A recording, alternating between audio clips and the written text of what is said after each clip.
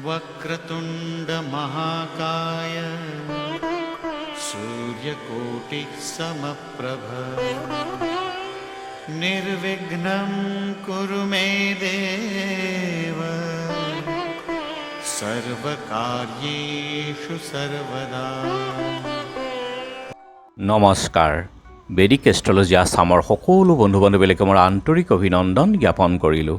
লৈ আহিছোঁ আপোনালোকলৈ আজি দিনটোৰ দিনপঞ্জী।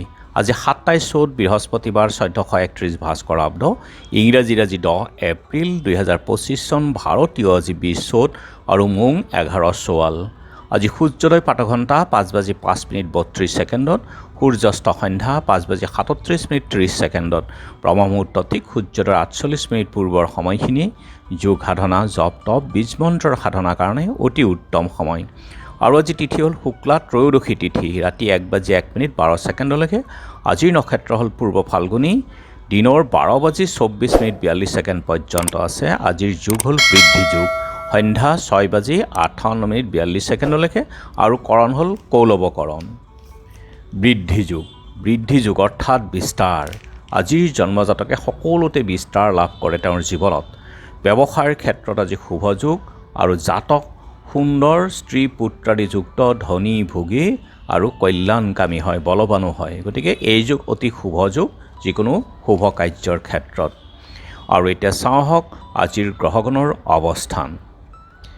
আজি ৰবি, বুধ, শুক্ৰ, শনি আৰু ৰাহু একেলগে বহি আছে মীন ৰাশিতেই, আৰু কেতু বহি আছে কন্যা ৰাশিত, আৰু মংগল বহি আছে আজি কৰ্কট ৰাশিত, আৰু চন্দ্ৰ যিহেতু আজি সিংহ ৰাশিত বহি আছে, গতিকে আজিৰ জন্মজাতকৰ ৰাশি হ'ব সিংহ ৰাশি, ক্ষত্ৰিয় বৰ্ণ, বায়ুযোগ নৰগণ, বান্দৰৰ অস্থি, অষ্টোত্তৰী মংগল আৰু বিংশোত্তৰী শুক্ৰৰ দশা। দিনৰ 12:24:42 গৰুৰ অস্থি, অষ্টোত্তৰী ৰবিৰ দশা, আৰু ৰাতি 7:04:42 কন্যা ৰাশি হ'ব শূদ্ৰবৰ্ণ, মতান্তৰে বৈশ্যবৰ্ণ। বায়ুযোগ। আৰু আজি আদ্য ঋতু হ'লে 7 দিনীয়া কান্তা যুগ, মতান্তৰে 15 দিনীয়া বেচা যুগ। মৰণত দোষ নাই, আৰু দিনৰ 12:24:42 দুইপাত লাগিব। যাত্ৰা মধ্যম তীৰ্থমিত্ৰ যুগ, দক্ষিণে আজি যাত্ৰা নাই, আৰু দিনৰ 12:24:42 যোৱাত যাত্ৰা নাই। নক্ষত্ৰ আদি দোষ আছে। ৰাতি 1:01:12 পাপ যোগ দোষ। আৰু যিহেতু আজি বৃহস্পতিবাৰ, কোনো যাত্ৰাত যদি আপোনালোকৰ যাব লগা হয় তেনেহ'লে মুখত কেইটামান জিৰা আৰু যাত্ৰা মংগলৰ এই মন্ত্ৰটো এবাৰ জপ কৰক, সৌ ভৰিখন দি আগবাঢ়ি ওলাই যাওক, আপোনালোকৰ যাত্ৰা শুভ হ'ব। আজি শুভকৰ্ম দীক্ষা। আৰু দিনৰ 12:24:42 পঞ্চামৃত, সীমান্ত উন্নয়ন, সাধভক্ষণ, জাতকৰ্ম, নামাকৰণ, নিষ্ক্ৰামণ, নতুন কাপোৰ লোৱা, ৰত্নধাৰণ, জলাশয় আৰম্ভ, দেৱতা গঠন, নাও সজা, নাও যাত্ৰা, কিনা বেচা, বেহা বেপাৰ, গ্ৰহ পূজা, শান্তিস্থাপন, হালযাত্ৰা, গুটি সিঁচা, গছ ৰোৱা, ধান কটা, শিল্পকৰ্ম আৰম্ভ আৰু দোকান নাট্য আৰম্ভ, ঔষধকৰণৰ ক্ষেত্ৰত শুভ যুগ। খাদ্যত আজি বেঙেনা, আৰু ৰাতি 1:01:12 পটল খোৱা, মাটিমাহ খোৱা ইত্যাদি নিষেধ।